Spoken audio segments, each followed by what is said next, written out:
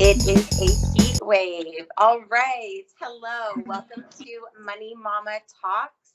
We are here with Queen of Chi. Can you give a little introduction of yourself and what you do, what you're all about?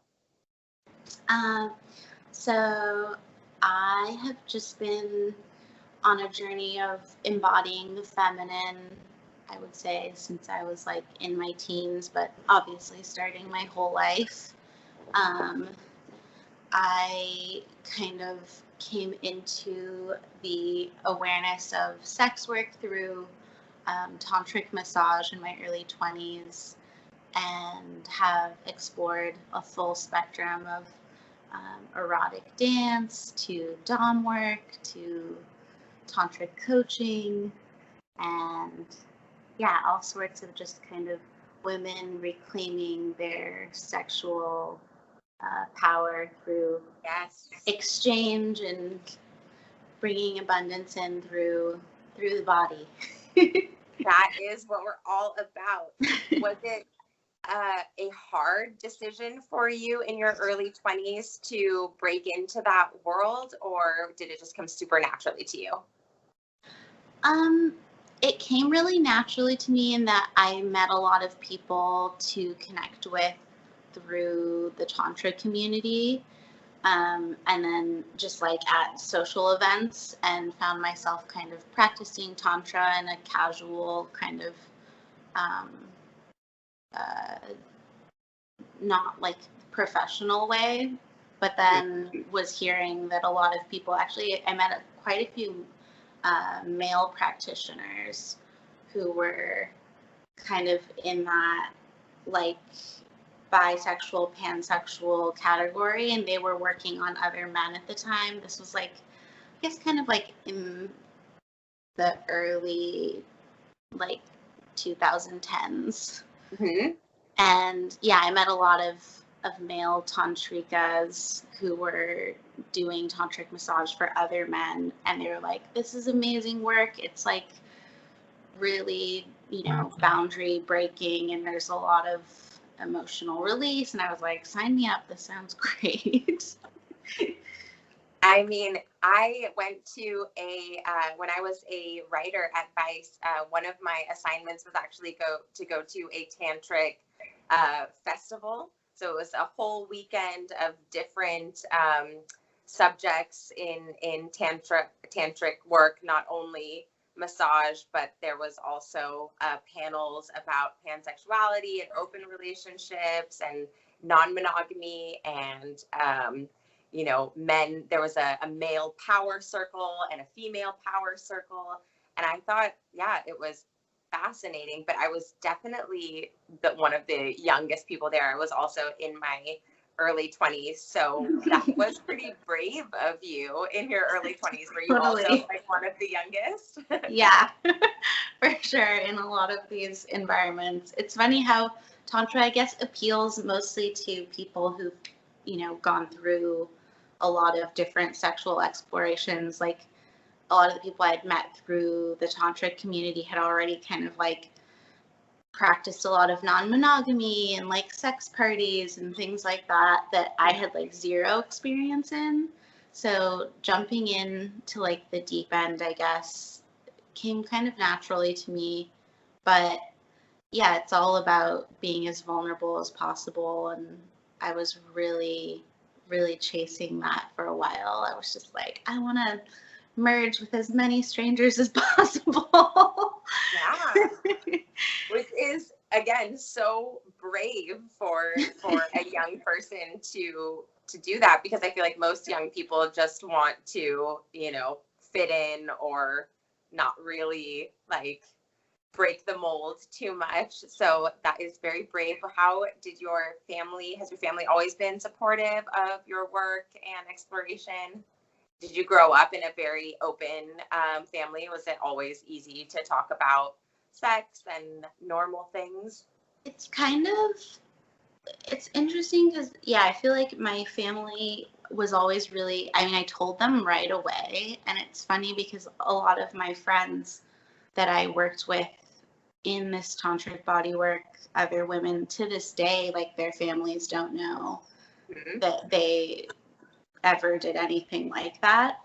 And I would say having the support of your family in the vein of sex work is kind of super radical and amazing. It was hard, I think, for my mom, just like particularly culturally, because she's Thai.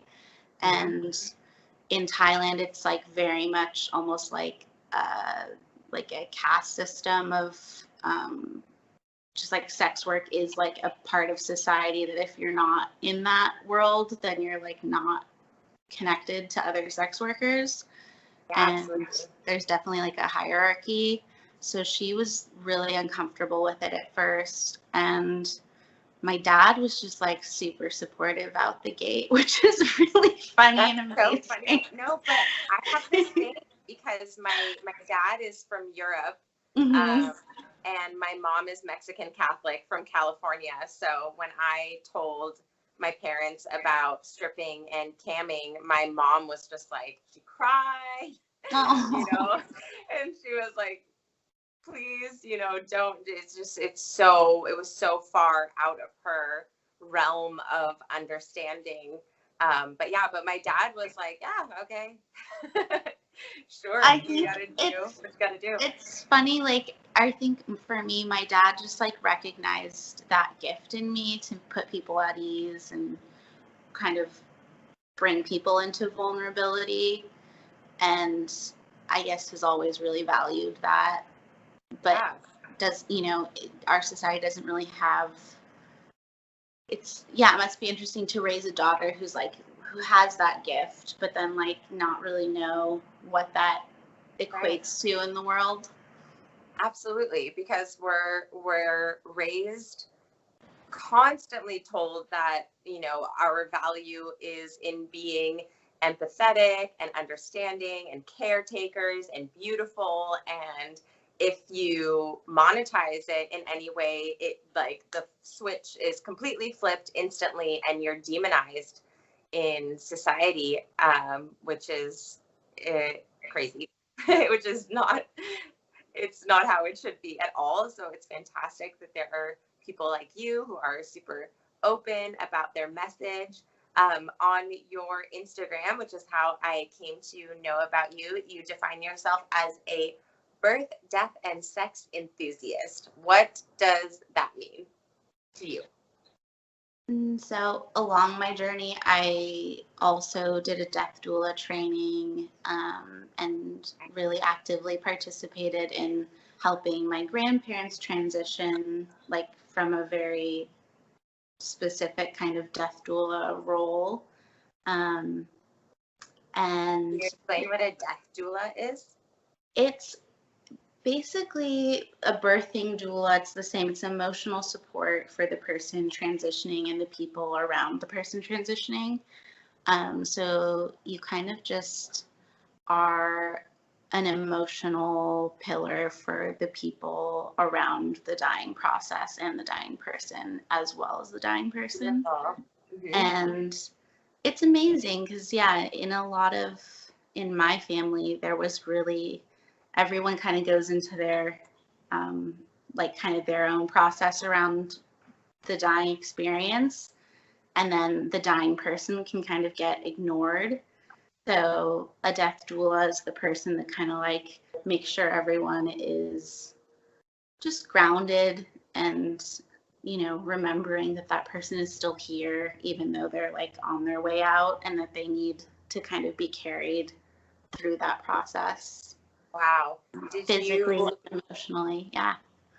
Did you embark on that specifically because your grandparents were unwell, or did you have some experience with it before your own grandparents? I embarked upon my death doula journey just kind of almost, it's funny how my work with Tantra was really triggering for multiple partners of mine. Mm-hmm. And so they would always kind of come up with these ideas of like how I could kind of caretake their vulnerability around like that part of me being shared by changing my job completely. So I explored stripping after Tantra, which was such a weird place to go, kind of like from this place of like deep emotional intimacy to this place that's like, you know, clearly in a, I don't know if you found this yourself, but in like a strip club environment, like a lot of the people there really want depth and emotional intimacy, but they can't even like say that to themselves. Yeah. Mm-hmm. So that it was way more indirect. And I felt like I was like culture jamming the whole time I was a stripper by just like really being there in the heart. And it was really fun because it was surprising to a lot of the patrons and they didn't even know that they had come there for that. But with the death doula too, it was kind of like at the suggestion of a partner who was not comfortable with the sex work and was like, maybe you could channel it this way. Yeah. Do something else to make me feel better, please. Yeah. And then did you become interested in birth as well through that? Or was that always also something that you were interested in? Well, as I was kind of like really focused on my sexuality, I like, you know, just telling people like your sexual history and your stories of like the first time you experienced orgasm, I would like recount to people all the time. Like, actually, for me, sexuality was like all birth focused when I was a kid. And I totally didn't understand. I wasn't even like into sex. I was just like into birth and babies and would get like fully turned on as a kid. Just like anytime there was like a pregnant person or like just a doll would just like totally put my body in like this like euphoric like turn on. And I would always want to like play house and baby and whatever like, you know, birth game was that could focus on that. A lot of younger siblings? Like, did you have experience around babies as a kid? I have one sister, yeah. Okay. Yeah, And who is a radical OnlyFans activist. She's amazing. oh, amazing! Shout her out. What's her Instagram? Her Instagram is ho, therefore I am. Perfect. I'm definitely going to find her and I'm watching shit as well. So you are pregnant now. Mm-hmm. Is this baby number 1, 2, 3? Baby number one. Yeah. So kind of everything that you've been working towards is now coming together. How are you feeling? How has being pregnant during the pandemic been? Amazing. I feel like, I can imagine actually. Just like not having any at home. Yeah. Not talk to people. It's been really ideal. And it was really easy too to make like some really important lifestyle choices of just like moving out of the city, like became so much more obvious, which I think would have taken me a longer time to connect. But once I got pregnant, my partner and I were both feeling that.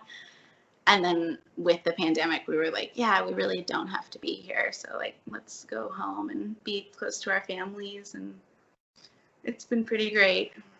Perfect. And are you, have you been working through your pregnancy or are you taking time off?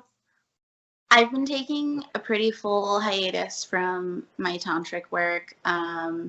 It's been pretty cool to like sublimate that all into just the transition into being a mother. It's been super, super sexual for me and just like very, awakening of like new levels of embodiment. And I've been so turned on this whole pregnancy. Oh my God, that makes me excited. I've always been very like, I'm the youngest. I have one older brother, so I had zero experience around babies or children. My cousins are like 10, 11 years younger than me, all of them. So Aw. so I really didn't grow up around babies, and I can feel that now. Like I'm just petrified of what will happen with pregnancy, and once I have kids, like I don't know what to do. So it's very nice to talk to someone who's like so into it and excited. I feel like you have to take it on like a psychedelic journey or something where like it's innately like very personal, and it's almost like weird when people try to draw comparisons to their experience. I've been noticing like just how, yeah, anything anyone says about their journey, unless it's coming from like a positive you can do it place, is usually just their own feel, like they're just totally projecting. And it's one of those things too that like so many women have been so traumatized just through transitioning into motherhood and like having their whole sexuality shift and not really like getting to express it fully. And yeah, I don't know, I feel a lot of compassion for other people's experience, but I've also been like, that's your experience. Like, yeah, and I think that's super common, for people to just project. I mean, whatever it is, whether it's their pregnancy stories or their limited experience of what strip clubs are or what sex work is, it's all just this huge projection on, and also what shame was put on them about sexuality when they were growing up. So yeah, it's great to talk to people who are open and who get it. And your partner, he's totally cool with your tantric work, sex work. He's like been the one who didn't try to change you. totally and completely. And also really leaning into exploring like non-monogamy with me, which has been really amazing. And yeah, like beyond supportive, like actively engaging in like pushing his comfort zone. And yeah, you kind of really need that. I realize it's not like a passive thing to participate with, because there aren't really models of it. So the person that engages with someone who has kind of, I guess, I'm trying to think of like what I would say like sex workers do in like an umbrella term, but like I guess commodify their erotic energy. It's so active, and like that person has to be willing to look at like their shame and their guilt and their feelings of insecurity of what other people will think of them. And it's really brave. It makes me love my partner so much. Honestly, I'm like, I don't even know him at all, but I feel the love. I think, we love you, Josh. Happy stories about confident people who, not only men, but confident partners who can embrace the idea that not all relationships are going to look the same. They don't all look like I Love Lucy anymore, or that 70s show. Like, we're progressing over here. We're trying to really live truthfully and honestly. Was there a decision made to start a family, or was it something that just happened and you decided to embrace it? It was really conscious. Like, we both kind of connected at this point in our lives where we were realizing like that was kind of the quality of energy that we were both bringing to a relationship but hadn't been met with in the past, of just like, I really want to be like fully collaborative and like fully devoted and not, I was really familiar with people needing space from me and like always trying to redirect my energy into like professionalism, which was probably really hard when they didn't even, they were uncomfortable with what I did professionally. So yeah, it was always like partners that like needed space needed me to like focus on my work rather than just be like, I'm just here and like, it's okay for you to make your life about us.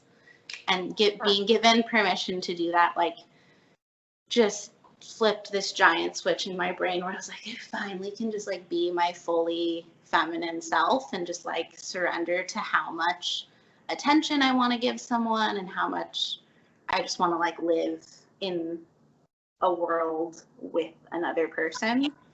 Yeah. Rather than like trying to like posture this fake independence of like, I've got it. Mm-hmm.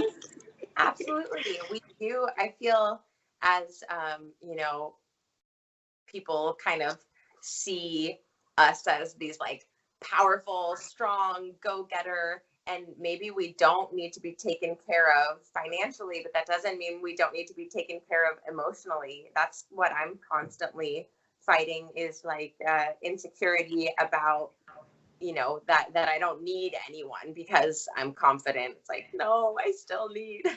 And you could like truly have it all. I think that's a lot of the thing that like I've noticed amongst fellow sex workers is thinking like, well, I've got to like receive this partner because they support me emotionally, but they don't support me financially. But like there's always like a give and take. Mm-hmm. Or I'm with this person because they support me financially, but we have a very emotionally non-supportive relationship, and that's okay. And I think like obviously every relationship is like teaching you tons about something important to your heart, but you can really have the full thing. And just because you do sex work, it doesn't mean that you have to make like a sacrifice on one of those. Yeah. And I definitely feel that, you know, I thought when I first started, I was like, okay, cool. Well, I guess I can just date drug dealers now because they're the only ones who will get it. And I'm starting to realize, no. For me, it was like really wounded musicians who like thought it was cool for like 5 seconds and then were like, I hate what you do actually. Exactly. So now I'm like 2 years into it. I'm finally getting like, no, okay, there is somebody out there. I don't have to scrape the bottom. No, so much of that is like claiming that too for yourself. Like it's so about self-worth and just establishing that in your own, like, this is what I demand, this like quality of attention and person and character. And it's like, it's so real. It's literally like all the things you learn in sex work about valuing your time, but like to the most maximal expression of like, this is like my life partner. Like I'm gonna really call in like the highest quality that matches what I'm bringing. Yes. And so much about sex work is really just valuing your own energy. It's like so true. So true. It has taught me so much about valuing my you know, compassion and my time and everything.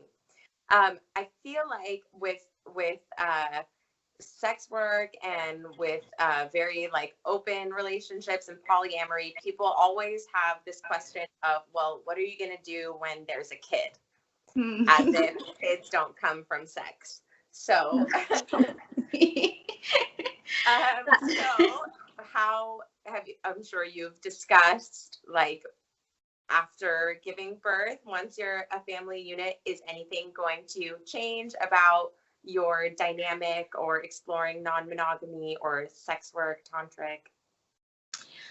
I think that it's like I try not to be confined to like the thought of what I think will happen, but I know that I'm definitely going to be like welcoming this child into a very sex positive household and family and community.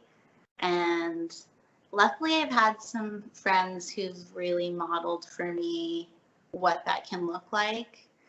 And it's just so, I just know that like I spent so much time having to heal myself from like the trauma of being sexually repressed, just even culturally, but like even though my family's super accepting, like it was just not, pleasure was not really like a part of life. And No. especially feminine pleasure, like really not focused upon. There's a lot of like sacrifice and like martyrdom of the feminine in our household and our like greater family too. And I just, yeah, that was really, that felt like a lot of like what I've been blossoming out of has just been like, no, like actually life can be focused around female pleasure and like relaxation, and also just like being generous with your time and your plans and all those things. Like don't need you, there's no, especially right now, like we're in a pandemic, like there shouldn't be anyone like breathing down your back forcing you to like be moving forward if you don't want that. I always feel like if that's what you're into, cool. Like it's like a lifestyle kink thing. Like if you want that pressure, go for it. Right? But it's really, it should be like a very sovereign choice. It shouldn't be like, this is what everyone does on earth. Join the bandwagon. Oh, exactly. I love that. Okay, last question. I don't want to take too much of your time. What is success for you? Like, what is your, what are your future goals and what are you working towards? Yeah, in the ideal world. Yes. I really love the feeling of like, I equate success with expansion, because anytime that I feel like, yeah, things are opening up, I'm just like, yes, this is like what it feels like, health, you know, on like a multi-dimensional level. And yeah, pregnancy has been such a direct experience of like expansion. Yes. Literally, your family is expanding. Yeah. I love it. Your belly is expanding. So much. When are you due? I'm due, hold on. I'm due mid-September. Mid-September. So soon, 1 month. Oh, My we're gosh. really excited. You must be so excited and tired. So I'm not going to take Fully, yes. It's been real. Thank you so much for doing this. Thank you so much. Seriously. And yeah, for everyone, I messed up the first one. The audio didn't work. So she was so kind to do this again. And honestly, I think we did it better the second time. Me too. I think more good information came through from us. Yeah, so we nailed it. Awesome. Thank you so much. Everyone, be sure to follow Queen of Chi, that's spelled QI, on Instagram. And yeah, good luck with everything. And we'll definitely be in touch. I'll let you know when this is live on the site. Yay. Thank you. Okay. Bye.